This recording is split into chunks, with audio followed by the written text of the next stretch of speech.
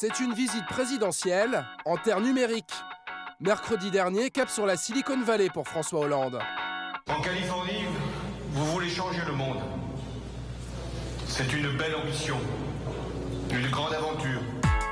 Et ceux qui transforment le monde à San Francisco, ce sont les patrons de l'Internet. Au programme du déplacement du chef de l'État, un déjeuner officiel avec les PDG du monde numérique. Parmi eux, une figure incontournable des nouvelles technologies. Eric Schmidt, le président exécutif de Google. Une entreprise qui pèse à elle seule 288 milliards d'euros. C'est l'équivalent du PIB de l'Autriche. Google, aux allures de puissance géopolitique.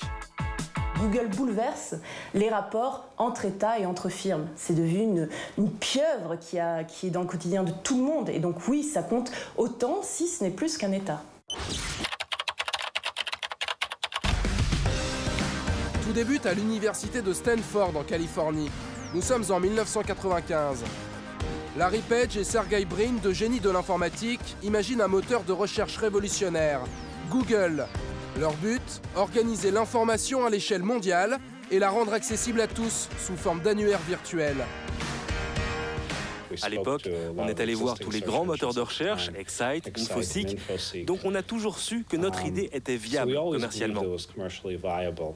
En fait, c'est en 98 que Stanford est devenu définitivement trop petit pour nous. Google, une invention géniale qui devient en quelques années le moteur de recherche dont vous ne pouvez plus vous passer. Tout le monde s'est rendu compte que c'était plus juste, plus rapide, et plus pertinent et qu'on avait les bons résultats. Et c'était bluffant par rapport aux autres. Là, on avait juste une page, un mot, 2 mots, 3 mots, vous cherchiez quelque chose, vous l'obteniez. Qu'est-ce qu'on peut demander de plus à un moteur de recherche? En à peine 15 ans, Google devient le deuxième géant du net, derrière Amazon, mais devant Apple et Facebook, avec 60 milliards de dollars de chiffre d'affaires l'année dernière. Au fil des années, l'entreprise artisanale de Page et Brin prend une autre dimension. Et pour viser plus haut, il s'appuie sur des pros du commerce. Lui, c'est Mats Carduner, l'ancien directeur général de Google France. Et il n'a pas vraiment le profil du geek. Sur son CV, HEC, L'Oréal, Havas. Google le recrute en 2004, un mois après l'entrée en bourse de l'entreprise. L'arrivée d'une personne comme moi, avec un profil plutôt business et commercial, ne faisait que accompagner un développement naturel qui était à la fois d'avoir le meilleur moteur de recherche, mais également d'inventer et de développer le meilleur système publicitaire qui puisse exister.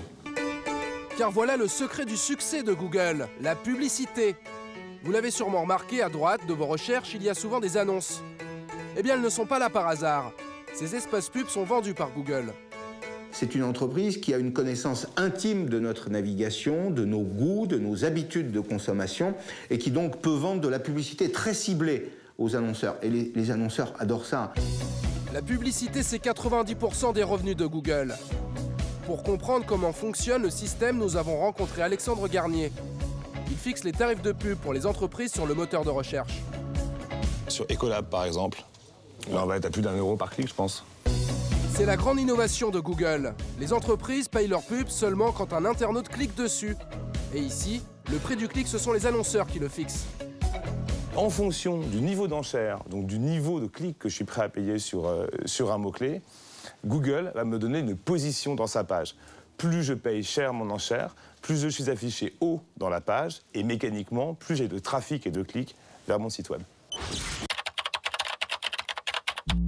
Ce que ne dit pas Google, c'est que ses revenus publicitaires ne sont presque pas taxés.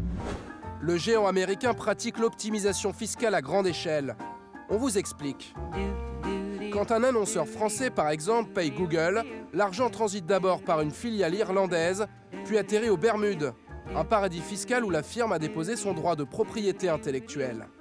Si Google déclarait tous ses profits partout dans le monde aux États-Unis, elle paierait un taux d'imposition de l'ordre de 30-35%.